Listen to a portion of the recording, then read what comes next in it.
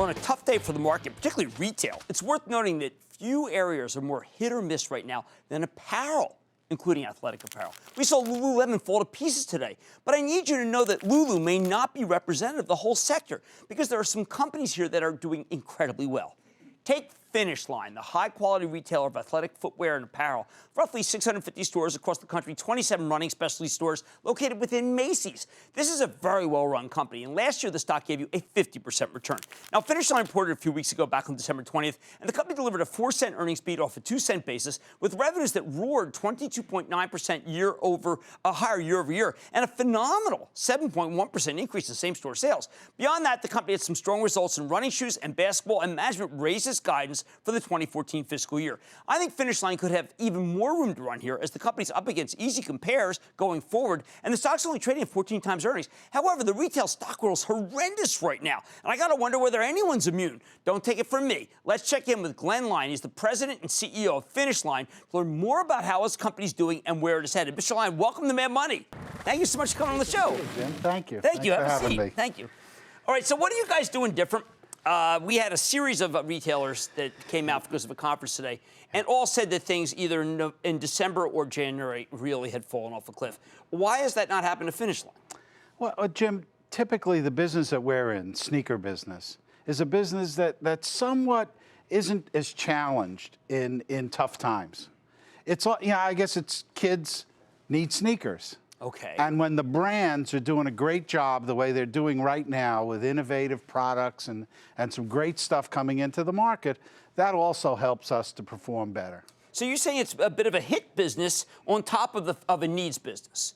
Oh, for sure, for sure. The sneaker business, as we've evolved over the last 20 years or so, has become as much a fashion business as a performance business, especially in a chain like ours, mall-based, right, with a lot of kids, 19 to 28 core consumer. Now, last week, Howard Schultz, CEO of Starbucks, put out a memo to his partners saying that anything mall-based is seeing what may be a secular decline in traffic. Mm-hmm. At the same time, Macy's reported and said that they're not seeing that decline. I know you're linked with Macy's in some places. Are you seeing a secular decline in traffic at the mall? Yeah, the decline in mall traffic has been going on for a few years. Right. Okay. And we're challenged by that. So we have to look for different means of distribution of products. Mm-hmm. We need to get more productive in the malls. We've got to learn how to engage our customers who are coming in and convert them better. And those are all things that we've learned to do over the years, and it's just more intense. But now, omni-channel presents you with the opportunity to go digital with your business. Mm-hmm. Diversification of your portfolio enables you through Macy's and through our running company initiatives to create growth again. All right, Terry Lundgren, the CEO of Macy's, spoke very highly of you. At the same time, in your conference call, your EVP and CFO, Ed Wilhelm, said that we are tracking towards the low end of that range at Macy's. Is that just because the kinks are getting? Yeah, it's just about conversion. Okay. We've converted about 180 stores out of 450 that we will do. So we're about a third there in conversion. The stores that we've converted have done really well. The stores where we're just managing inventory, not as well. Okay. So when we get the branding done, we get our staffing in, I think we're going to have just a phenomenal business with Macy's. Okay, now today, Stern Agee have been critical. They upgraded you to buy. They raised estimates. They're talking about maybe the possibility that even though same-store sales were up, gross margins have been going down. Maybe that gross margins could be bottoming out. Is that possible? Gross margins in our company, because of our relationships with the brands and us trading at the high end of the marketplace, the brands work with us to make sure that the margins, the inventory is managed. And we've, even in the toughest times at the Finish Line, it hasn't been a margin game. Okay. It's been about growth. Okay. It's about sales and driving the sales. Who's got the hot shoe?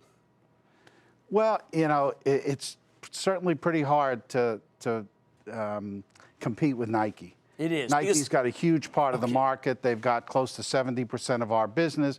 But having said that, we, in an average Finish Line store today, we have about 1,000 SKUs. Mm-hmm. About half of them are Nike.